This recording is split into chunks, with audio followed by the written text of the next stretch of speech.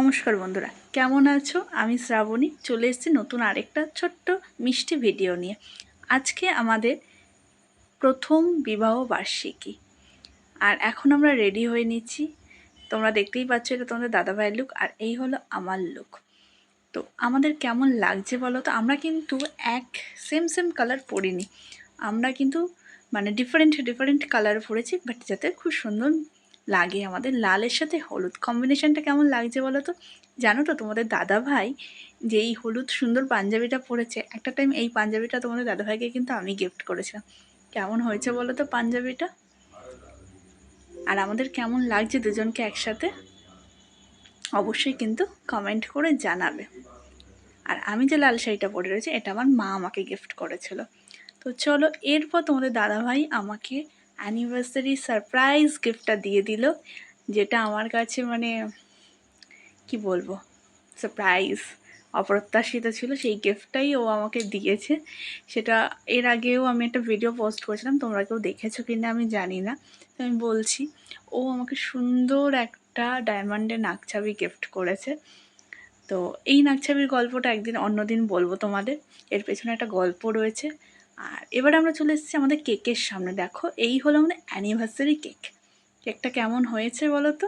আমার তো খুব পছন্দ হয়েছে কেকটা, খুব সুন্দর। যাকে বানাতে দিয়েছিলাম কেকটা, সে খুব সুন্দর করে কেকটা বানিয়ে দিয়েছে।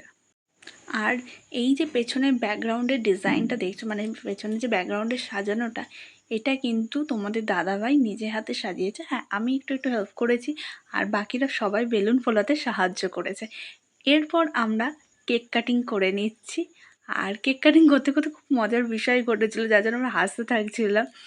এবং কেক কাটিংয়ের সময় আমরা খুব সুন্দর ছবিও তুলছিলাম। এবং সবথেকে বড় কথা, আমাদের প্রথম বিবাহবার্ষিকী আমরা আমাদের পরিবারের সাথে কাটিয়েছি। এর থেকে ভালো মুহূর্ত আর হয় না। এই দিনগুলোই থেকে যাবে স্মৃতির পাতায়। নতুন একটা স্মৃতি যোগ হলো স্মৃতির পাতায়। দেখতে দেখতে কীভাবে যে একটা বছর কাটিয়ে ফেললাম আমরা নিজেরাও বুঝতে পারিনি। ঝগড়াঝাটি, মারামারি সমস্ত কিছু করে একটা বছর কেটে গেছে দিব্যি। তো চলো, তোমরা আমাদেরকে এইভাবেই ভালোবাসা দিতে থেকো, এবং বড়দের আশীর্বাদ তো প্রয়োজন। সবাই আশীর্বাদ করো এবং ভালোবাসা দিও, যাতে এভাবেই আমরা সকলকে নিয়ে ভালো থাকতে পারি।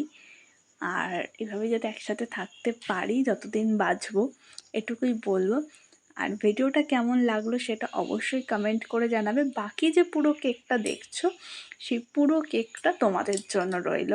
আর সবথেকে মজার বিষয়, এখানে কেক খাওয়ানোর ছবি ঠিকঠাক উঠছিল না বলে ওর ভাগ্নে, মানে আমারও ভাগ্নে শুভ, ও বারবার করে ফটো ক্লিক করছিল আর আমাকে দেখাচ্ছিল যে দেখো ঠিক আছে কি না।